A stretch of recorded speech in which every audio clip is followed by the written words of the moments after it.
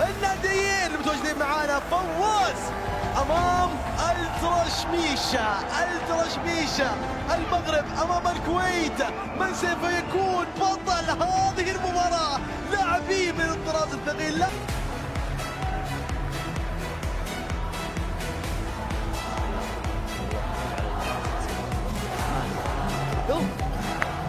يا عمري قول لي يا انصاري، يا انصاري.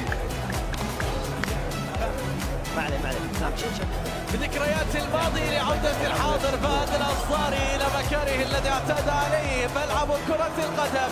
اعتاد على أن يصنع فيها سحرا، اعتاد على أن يجد فيها حلا، اعتاد على أن يجد فيها طريقة واحدة. وهنا الآن يبدأ هذا اللقاء مع فريقه، فدعونا نشاهد الدقائق القادمة بكل الأفكار بالحضور.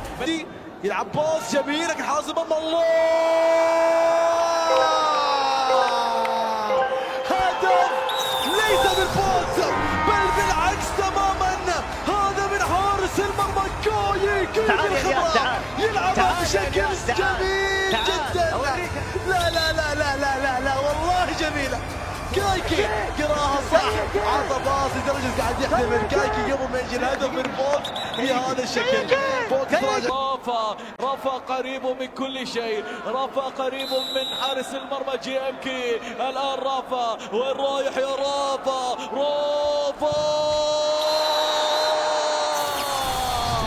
هدف آخر لرافا ولفواز، هدف آخر لتسهيل الطريق. أبو عبير الطريق الوجه غير يا أبو عبير. هذه اللقطة لفواز ليست لك في هذه الكرة الماضية، وفي النهاية مرت بهذا الشكل ليسجل من خلالها هدفا عن طريق فريق فواز. وأي تعزيز الياس. وهنا الآن انتظار لهذا اللقاء، انتظار لهذا الهدف، انتظار لهذه الضربة.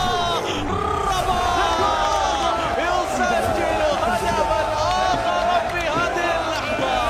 الثالث وصل مع بداية هذا الشوط للكويت. ليس فقط لفواز، لفهد الأنصاري، ليس فقط لفواز. الدقائق القادمة فيها الكثير يا التراشميشة.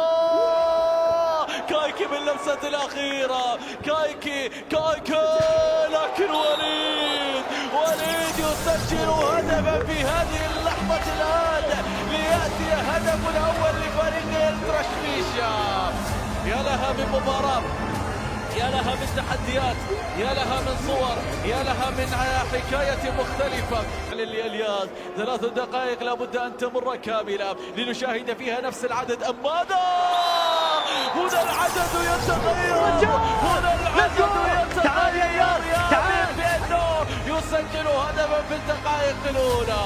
يا الله، ثلاثة أهداف الرابع هذا في هذه حتى تسويها نضال. يا لها من أجواء بين الرؤساء. الكثير كذلك من راح يكون عنده الأفضلية، رافا أو مزريرة؟ من راح يكون عنده الفرصة بالتقدم أو ممكن العودة في هذه المباراة من هذا التصدي؟ رافا تعدى مزريرة ولا رافا؟ رايق جميلة بالرول وتسديده على طول. وهذا اللاعب اللي عنده خبرة، هذا رافا، هذا هو البرازيلي الذي أتى إلى المملكة العربية السعودية الرياض للتسجيل، للتأهل، للفوز، للوصول إلى النهائيات. فيديا يعود بالكرة إلى كايكي مرة أخرى إلى بود. هل هي رصاصة الرحمة؟ هل هي الإنهاء؟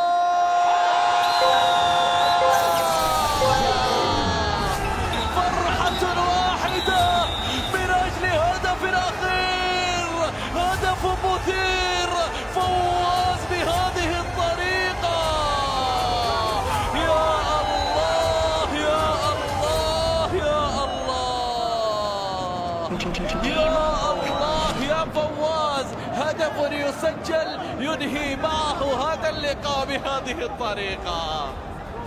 ألف مبروك لفواز، التأهل الآن إلى نصف النهائي لمواجهة تشونغ بونغ. راح تكون مباراة على الساعة 11 بالضبط مساء لأنه هذه المباراة كانت مهمة بالنسبة لفواز بالتأهل، لكن التأهل كان واضح من اللعب، من التكتيك، من كل شيء بنوا معانا في هذه المباراة.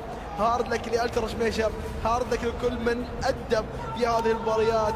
أول خاسرين عبسي، وكذلك الآن ألترا شميشة عادل. في لقاء كويتي سعودي، في لقاء مصري سعودي. بالنسبة للقاء القادم لنرى من سيكون متواجدا في 14 من نوفمبر في الجمعة القادمة في الكينجز ليج مينا. فخلونا نروح مع بعض عند عادل.